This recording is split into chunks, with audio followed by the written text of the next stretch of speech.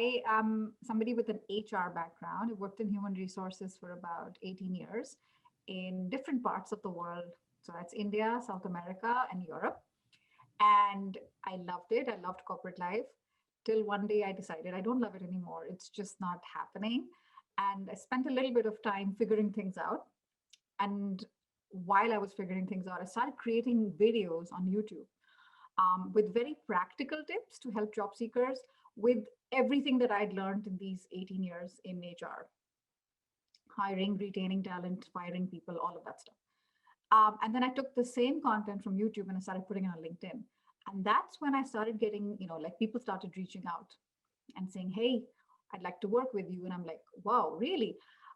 I'd been through a couple of layoffs where I'd been laid off. So the confidence wasn't exactly at an all-time high. And so started working with one person, then one person became two, two became five, etc. And then before I know it, I'm in the careers industry, apparently.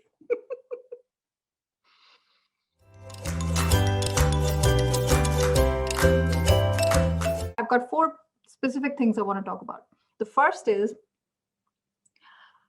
be known for something. And the more narrow that something is, the better it is for you. And there's an expression which comes from the US. The riches are in the niches. Now, I don't have the American pronunciation, so I cringe. For me, it's niche. But whatever, in French, it's niche. La riche, c'est dans la niche. So the more specific you are, you're a marketing person, but you're specifically a marketing person who does this type of marketing, people are looking for you, as opposed to, I'm open to anything. I'll do anything, because then you're not known for something. So that's the first thing I want to say, be known for something.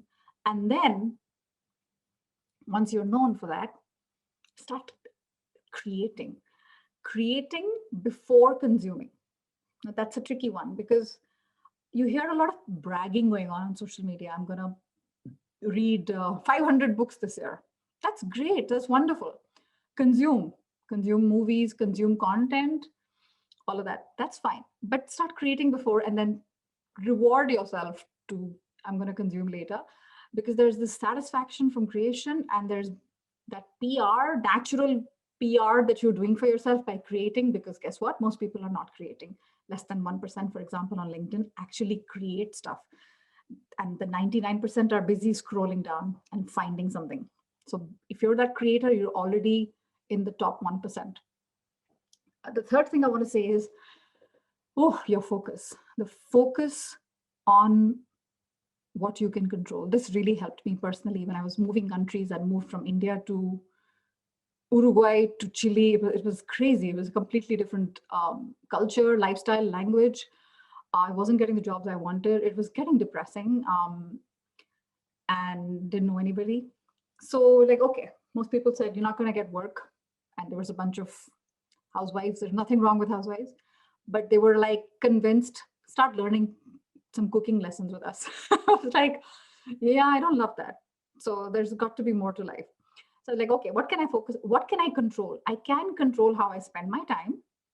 And I can control what advice, what content I read, and what food I eat. Because certain foods, we know that certain foods just make us more depressed. Chips, Nutella, it tastes great, but why am I not feeling good? Yeah, maybe because it's that bag of Lays that I munch down. So focus on what you can control. And when you focus on what you can control, it's the time. That is in your control. What are you doing with your time? And what are you consuming in terms of content? No, it's never been done. It's too difficult. Nobody's hiring this year. Yeah, that is not serving you. So keep in mind on the focus. And the last thing I want to say is, you're not alone. So start collaborating. And collaboration should not be a word that only, influencer, YouTube, Instagram type people are saying, we've done a collab. It doesn't have to be only them. You can collaborate with job seekers. Make a club. You're looking for something. They're not your competition. There's enough sky for everyone. But, there's an African expression. If you want to go fast, go alone. If you want to go far, go together. So collaborate, help other people out, volunteer, all of that stuff. People call it networking, call it whatever you want. But as long as you're giving and collaborating and learning because of other people through the process. So those are the four.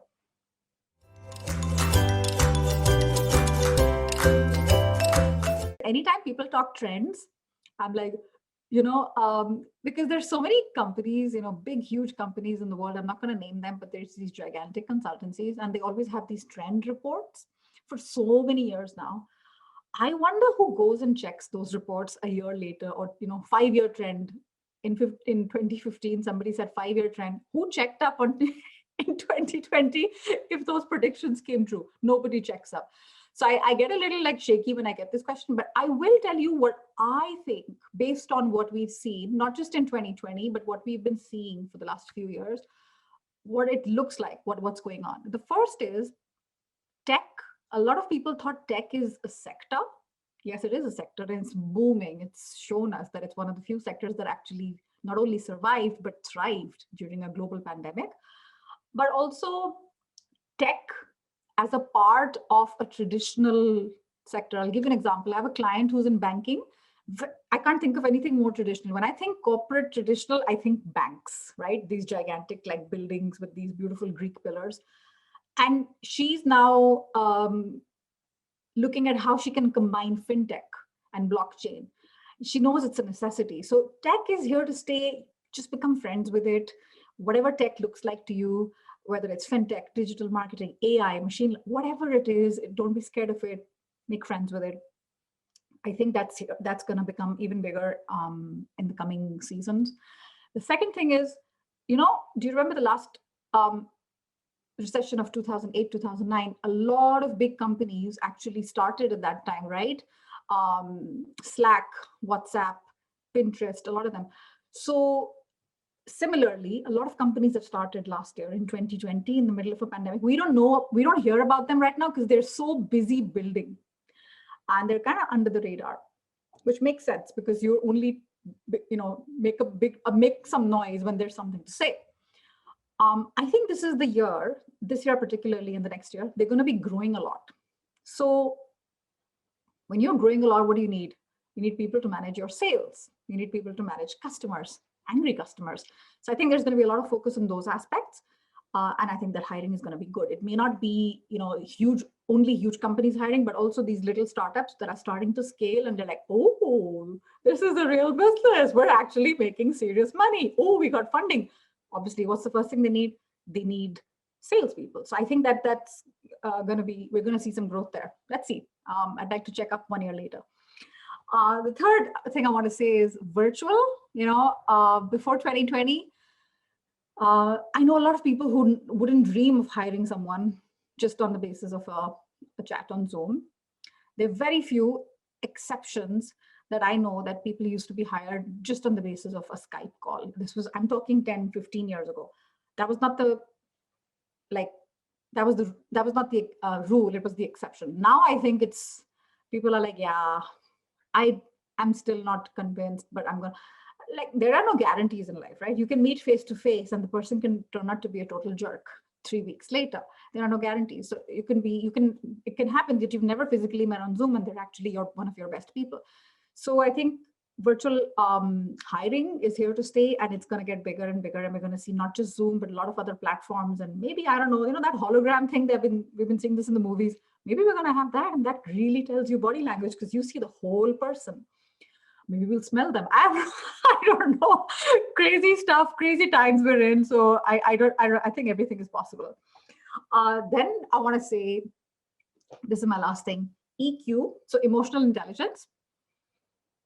I think EI, so emotional intelligence, is the new black. That's my prediction. So all the stuff we've been hearing, like in HR, I've been working for like 20 years and we've been saying it in HR. The soft stuff is the hard stuff.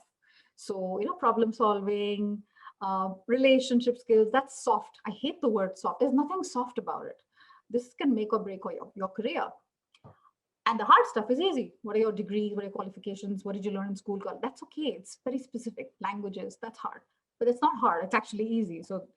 But emotional intelligence is front and center. We've been talking about it for years. And I think people are waking up to the fact that just because you're good at what you do doesn't mean you deserve a promotion. It used to be so for so many years. But all of the stuff that comes under emotional intelligence, self-awareness. Example, I'm a terrible leader. I'm great at what I do, but don't give me people.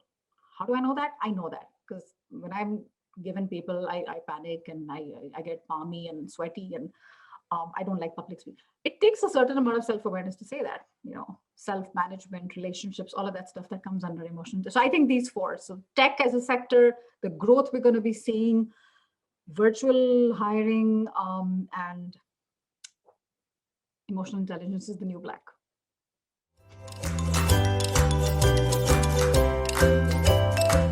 I don't only look at job seekers. I also see ambitious professionals. You want to move up, you want to do well. How can this help that person? And once I click publish, I'm not perfect at it, but I'm training myself. Surrender. Don't babysit the post. How many likes? How many comments? Surrender. Let it go. How many views? In the past, it was this vanity thing, and if you've worked really hard on a post, of course you're gonna, it stings a little bit if it doesn't get the engagement you wanted, particularly if you put in your heart and soul into it. Surrender. Algorithm is weird, but so is life. Life is unfair. The algorithm is unfair. Doesn't matter. Focus on what you can control. Back to that point. So how can this help one person? Which is very important, because the opposite of that is self-serving. Hey guys, come and join my program. Oh yeah, wonderful. I wrote this article. Self-serving. Humble brag. Self-serving. No, it's not about you. How can this help one person? And that person not being you.